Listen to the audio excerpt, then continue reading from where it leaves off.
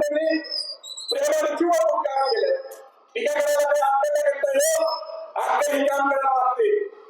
पण मला एक तरी भैया तुम्ही भाजपमध्ये गेले तर तुम्ही लोकशाहीवादी होते आणि तुम्ही भाजप सोडली की तुम्ही लगेच पाहून दहशतवादी आतंकवादी झाले. असं कसं?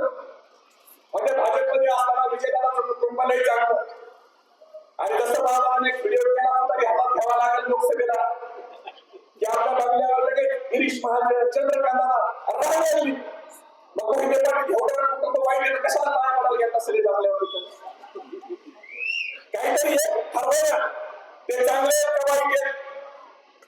पण राजकारणासाठी कोणत्याही भागात जाऊन दादागिरी करायची. आमचे पालकमंत्री आहेत सध्याच्या स्वतःला पालकमंत्री समजून देतात त्यांनी घोटाळे भरपूर केले ते सांगायला लागलो तर 10 वाजायला काही होणार नाही.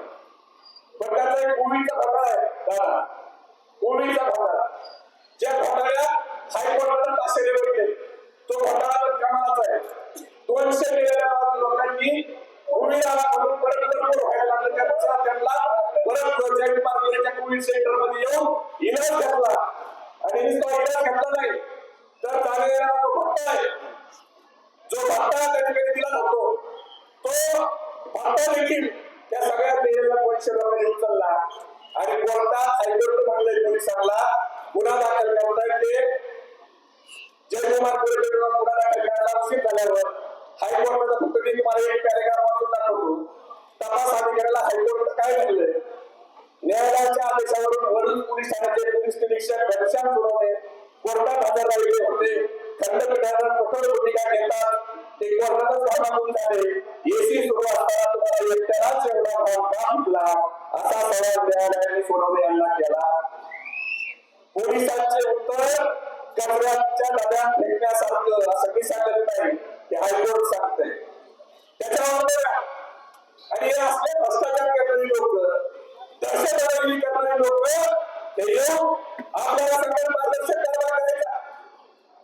आता दिल्लीपासून दिल्लीकडे त्याचा एक अजेंडा जातीवाद करायचा. आम्ही म्हणतो धैर्यशील भाया आमच्या युवकांना हाताला काम द्या आमच्या युवकांना रोजगार नाही हे म्हणजे महत्वाचा भूमिका करा. आम्ही म्हणतो आमच्या शेतकऱ्यांना भाव द्या हे म्हणजे मदरशाला हिरवा झेंडा काढत भगवा झेंडा लावा.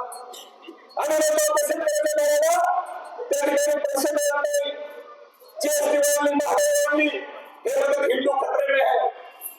म्हणजे भाजप एकमेव अजेंडा हे जातीमध्ये धर्मामध्ये भांडण लावायचे जे जातीमध्ये राजकारण करू इच्छितात त्यांना मला एवढं सांगायचं आहे की ना मंदिर की बात हो ना मस्जिद की बात हो न मंदिर की बात हो न मस्जिद की बात हो युवा बेरोजगार है पहले उसके निवारों की बात हो. मेरे नींद को दिक्कत न भजन से है न अजान से है. मेरे नींद को दिक्कत न भजन से है न अजान से है. मेरे नींद को दिक्कत मरते हुए जवान और खुदकुशी करते किसान से है.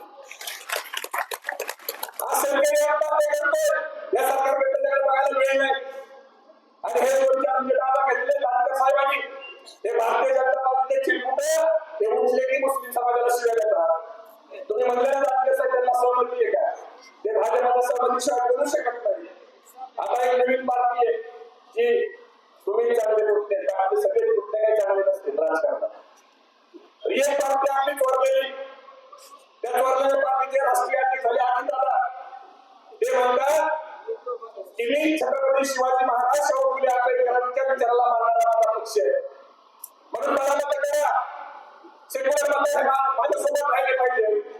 दादा मला तुम्हाला एक प्रश्न आहे तुम्ही सेक्युलर सांगता स्वतःला तुम्ही शाहू फुले आंबेडकरांचा विचार सांगता मग 6 महिन्यापूर्वी वोट दिला जो काळा कायदा नरेंद्र मोदींनी आणला त्यावेळेला तुमच्या पक्षाचे एकच खासदार त्या खासदाराचं नाव सुनील तटकरे.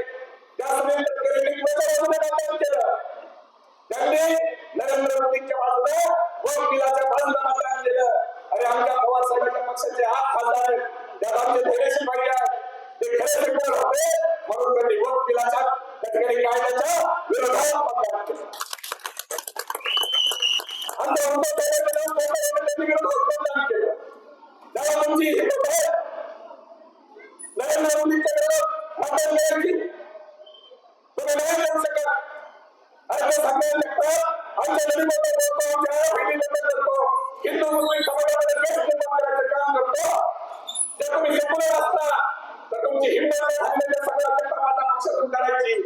पक्षाचा जर तुम्ही वाटलं असतं तर पवारसाहेबांनी राजकीय फायदा का विचार केला नसता. पहिल्या दिवशी त्या आमदाराच्या पेगडाला घालून त्याला पक्षाच्या बाहेर हकलला असता. तुम्ही सेक्युलर ते आजदाराचं कसं झालंय. मकरदास पिक्चर आहे, गल्लीत वंदरा दिल्लीत मुद्रा, बघितलं का जानकर साहेब. तसं झालं दिल्लीत मोदी शहरात हम साथ साथ है, मुंबई देवेंद्र फडणवीसांचं म्हणायचं हम साथ साथ है, आणि आमच्या गल्लीत आलं की भाजपला असं म्हणायचं हम आपके हैं कोण. आणि असं कसं झालं जाणार. तुम्ही जर आमच्या गल्लीत भाजपाच्या विरोधात आहे तर दिल्ली देखील तुम्ही भाजपाच्या विरोधात असायला पाहिजे ना.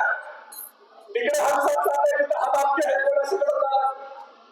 पण भारतीय जनता पार्टीने त्यांना बंद खायसाठी वेगळं वाक्य. आता अजितदादाची पार्टी ही भाजपाची पीटी म्हणून काम करायला लागली. जर अजितदादाचे उमेदवार गरीब पक्षाचे मत मागायला अल्पसंख्याक वर्गामध्ये आहे तो उनको पूछो की सगळ्यात जास्त कोण निवडणार आहे. कारण हे लोक जाती धर्माच्या पलीकडे ह्यांना काही घेणं देणं नाही. मित्रांनो, निवडणुका आल्या की जातीपातीचं राजकारण करतात. मला आपल्याला एवढंच सांगायचं, मी विजयदादांनी काय केलं, फक्त आपण या जिल्ह्यासाठी काय केलं हे मी तुम्हाला वेगळं सांगायची गरज नाही. फक्त एवढं सांगतो, एक तरी नगरसेवक जर त्यांचा निवडून आला,